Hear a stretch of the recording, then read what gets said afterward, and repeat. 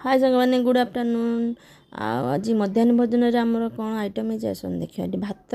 तो भात सहित ये पटल आलू कषा ता सहित कुंदुड़ी आलू भजा ता सहित डाली डाली सहित ये सालेड सालेड नहले हेनी। तो ता सहित ये आमर बादाम चटुणी सहित ये आमर आंब खटा।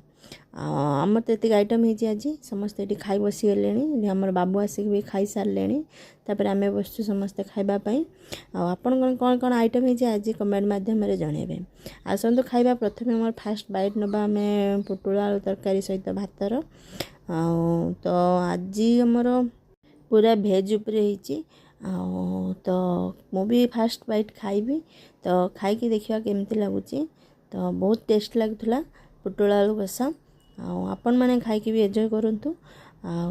तो मो वीडियो को आपण मैंने टिके लाइक करंतु शेयर करंतु। रहिलु जय जगन्नाथ।